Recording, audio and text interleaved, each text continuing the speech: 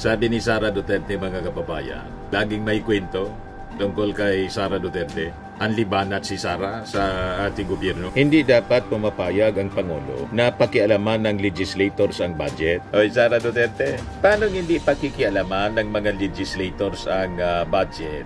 Na yung spokesperson Attorney Rose Castelo leads a tree planting activity in Hermosa, Bataan as part of the agency's Pagbabago, a Million Trees campaign. The OBP has so far planted 996,000 trees nationwide. May masabi na may pinagkakagastosan ng budget. Kailangan itong i-audit kasi baka parehas ito ng kaso ng mga confidential funds na may mga seminars. Tapos kinobra yung confidential funds ang nagastos yung military sa seminar ng mga estudyante. Yan yung nadiscovery doon sa investigasyon ng Congress. Nagpapagang mga balita at pagtalakay sa mga isyu ng lipunan. Bulsa! Opinyon, banat at paglalantad sa katotohanan. Bulsa! What you see is what you get. You decide. Ito po mga kababayan, si Dante Maravillas, Bicolano vlogger, broadcast journalist from Albay. Sabi ni Sara Duterte, mga kababayan, laging may kwento tungkol kay Sara Duterte. Ang libanat si Sara sa ating gobyerno at may mga suggestions siya. Ito yung bagong suggestion niya, mga kababayan, na as if mas marunong siya kaysa sa ating Pangulo. Hinggang daldal ni Sara Duterte.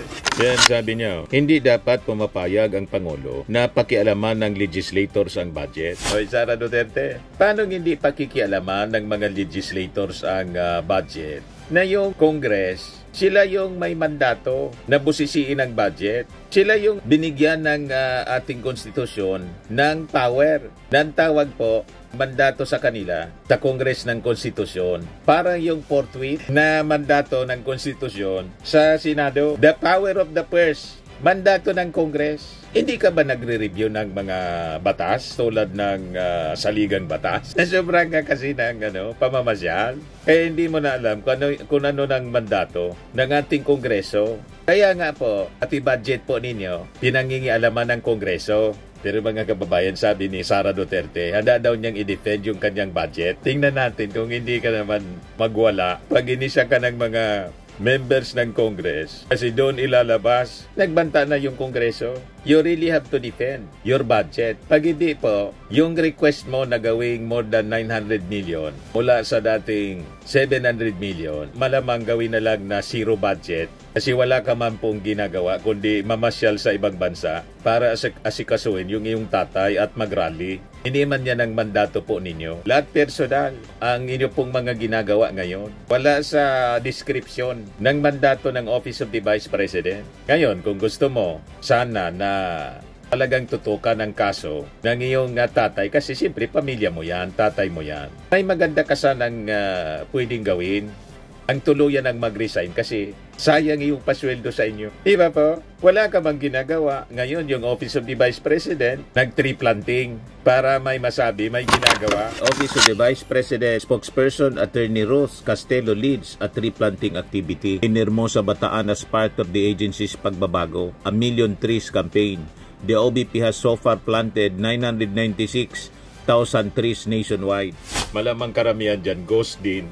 Tapos, video-video ng konting tree planting. Dapat i-audit, mga kababayan, kung totoong may 996,000 na kahoy na itinanim po at magkano yung budget para sa tree planting. Makaduda po ito, mga kababayan. Baka kung another piatos na naman po ito. Another case ng piatos.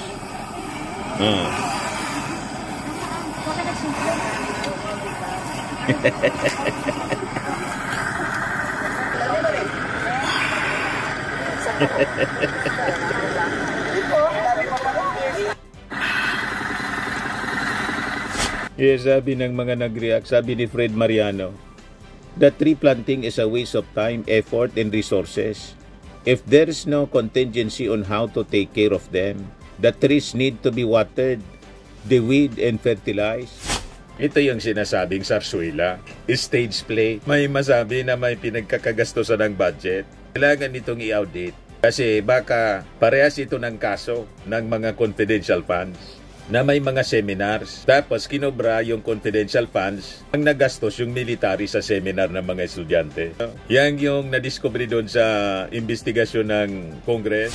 Sabi ni Faculty Nero, style nyo bulok, ibalik ang pera. Buti sana yung tinanim ninyo nagbubunga ng pera. Sabi ni Vanny Guzman, paano aftercare niyan? O will you leave them to the elements and fend for themselves? Yan ba talaga po ang nangyayari sa mga tree planting? Yung mga kahoy ay tinanim, bala sila sa buhay nila. Importante, nakobra na yung budget. At unang-una po, itong tree planting na program na to, hindi man trabaho yan ang Office of the Vice President. Trabaho ng DNR ang magpa-tree planting. Yung mga trabaho ng iba-ibang mga agencies ng gobyerno, tulad ng DSWD, gusto nang kunin ni Sara Duterte. At ngayon, yung trabaho naman po ng DNR, pati coconut planting na trabaho ng PCA, kunin pa ninyo para lang may maipost na video. May pinagkakagastusan ng budget na gusto ninyong hingin sa Kongreso. Yan ang sabi ni Sara po. Ready daw niyang i-defend. Yan ang sabi dito. Sara Duterte ready to defend OBP budget before House if schedule allows. Bakit? Very busy po. Baka mag-conflict sa schedule ni Sara. Kakabiyahe pa ibang bansa. If schedule allows daw, mga kababayan, she has to defend the budget. And in fact, yun ang sabi ng Congress. Hindi na pwede dito yung dating mga ginagawa nila na po respeto sa Office of the Vice President, sa Vice Presidente. So wait mo lang, Sara Duterte, kasi siguradong iimbita ka to defend your budget. Pag hindi mo yan na i-defend, huwag sasakit ang loob kasi hindi mo yan pera. Pera yan ang bayan. Tulad ng sinasabi ng mga vloggers mo, hindi mo pera yan. Tama? At mali yung sinasabi ninyo na huwag pakialaman yung budget. Papakialaman ang budget po. Kasi that is part of the power ng Congress as mandated ng ating konstitusyon. Kala ko ba, pugada ka, abogado? Bakit ganyan? Baka nasanay ka lang, Sara Duterte, sa Davao nung mayor ka na yung council possibly lahat ng mga gusto mo nasusunod. Hindi yan po pwede dito sa Congress. Ibahin mo ang Congress kaysa sa Davao City Council na siguradong sunod-sunuran ka sa inyo kasi kung hindi mayor yung tatay ninyo, kayo yung mayor at yung isa na member ng family, vice mayor. At na mga members ng council, lahat kaalyado, kapartido. Sa Congress, iba po. So sabi dito sa balita ng Inquirer. According to the Office of the Vice President, sabi ni spokesperson Ruth Castelo, the schedule for the House of Representatives hearing on the office budget, September 12 and 15, has already been pencil book in Duterte's calendar. So, it is also depends on the multiple engagement or commitments she has already made, sabi ni Castelo. Anong it depends? Ibig bang sabihin, mas importante pa yung mga lakad ni Sara Duterte na pabalik-balik sa kung saan saang bansa, ikot ng ikot para sa maisog rally, sa bring him home, na imposible man pong pagbigyan yung bring him home. Mas importante pa yon kaysa sa kanyang budget para sa operation ng Office of the Vice President. Kasi kung mas importante pa yung mga lakad niya, di umalis na lang siya bilang Vice Presidente. Di ba? Para makapag full-time siya sa pag-asikaso sa kaso ng kanyang tatay. Saka, para hindi na siguro ituloy pa yung impeachment. Pero sabi nga ng ilang mga congressmen, kahit mag-resign pa si Sara, tuloy ang impeachment kasi ang importante doon yung next prayer, yung perpetual disqualification from office. Kasi sa mga pinapakita ni Sara, hindi siya bagay na uupo po sa anumang posisyon ng ating gobyerno. Kasi ang trato niya sa opisina, parang sarili niya, kahit yung paggastos ng pera po, ayaw nang sinisilip, nagagalit siya, na-high-blood siya, nagwawala pag sinisilip. Ang gusto niya lahat ng kanyang gastos, buwelo lang kung ano ang gusto niyang gawin sa pera ng bayan. Hindi naman pwede yan. Ngayon, sabi rito, ask what Duterte would do if the House compelled her to attend. Sabi ni Castelo, the Vice President niya is ready anytime. Wala kaming tiwala sa mga ganyang statement po. Sa impeachment case nga po, ang sabi niya, bloodbath. Yun pala, ang motion to dismiss. Wala kaming tiwala po. Lahat baliktad ang mga sinasabi ni Sara. However, Castelo said that no one from the House of Representatives daw, Committee on Appropriations, has yet approached the OBP to sponsor their budget before the lower chamber. We don't yet know who will help us defend our budget. Siguro naman, among the members ng committee, may mag-i-sponsor niyan, siyempre. Parte yan ng trabaho ng Congress. Noong isang taon, si Alonto Adjong, yung sponsor, malamang si Alonto Adjong pa rin ngayon. Pero siyempre, kailangan na yung mag-i-sponsor to defend. Parang abogado yan. Kailangan kausapin ninyo. At dapat truthful kayo sa kung ano yung pagkakagastusan ng mga items na nandoon sa budget na sinabmit ninyo for approval ng Congress. O ngayon, going back doon sa dapat hindi pinapakialaman, lahat pwedeng pakialaman kasi yan ang trabaho ng Congress. Itong statement po ni Sara Duterte, mga kababayan, na hindi dapat pumapayag ang ating Pangulo na pakialaman ng legislators ang budget, maliwanag po na sablay. Pagpapakita lang, mga kababayan, na parang ignorante siya sa budget process. Hindi na lang sana siya na nagsalita. Kasi dumadaldal siyang dumadaldal na hindi pinag-iisipan, hindi nag-iisip. Sabagay, kaya nga po patong-patong na problema yung kanyang kinakaharap kasi daldal ng daldal na hindi pinag-iisipan tulad ng pagbabanta niya sa ating Pangulo. Pagkatapos, sinabing no joke, after 2 months, baliktad na yung sinasabi. Alaman na niya kung sinabing ganyan. Sila man lang niya nagsabi ng ganyan. Tapos, ito pa yung sinabi ni Sara. Do what I do. Duterte advises Marcos to go around, consult OFWs for solution. Gusto pang kopyahin siya, mga kababayan, para siguro ma-justify yung kanyang travel. Lumampas pa sa naging foreign trips ng ating Pangulong Bongbong. 5 pa lang yung ating Pangulong foreign trips, sa kanya 11 na. Para ma-justify, mga kababayan, pinagsasabihan yung ating Pangulong, kopyahin daw yung kanyang ginagawa. Do what I do.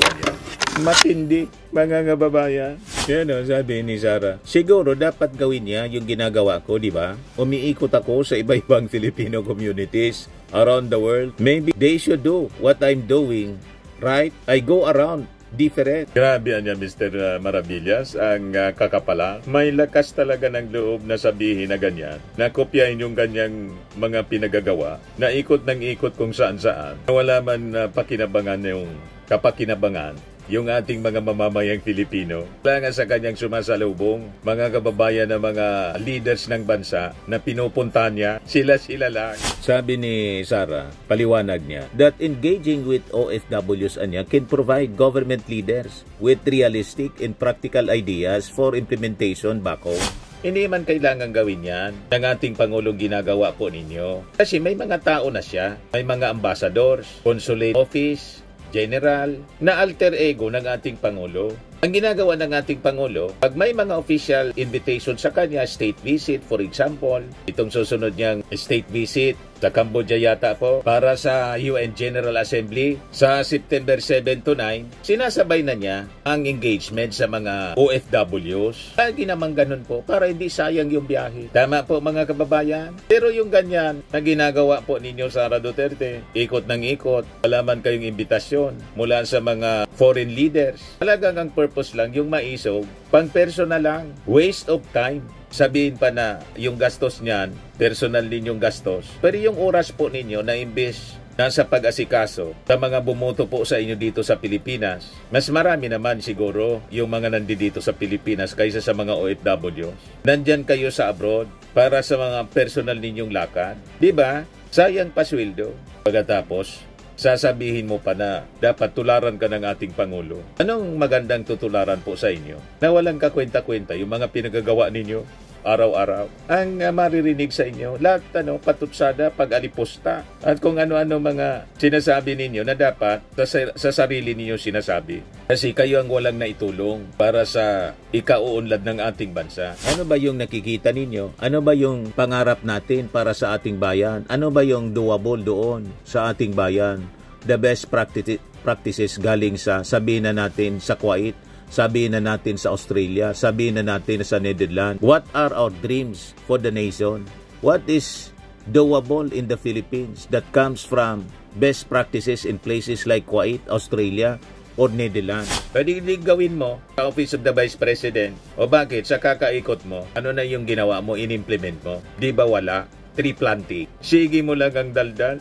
ang programa mong ini-implement, hindi man para sa opisina mo dapat sa DNR, ginagaw mo pa yung programa ng DNR, tree planting. The Vice President also used humor to underscore her point, saying she might as well charge the administration for the unsolicited insights she continues to offer. Nako, libreng advice na naman ito. Magbibigay na naman ako ng libreng advice sa administrasyon.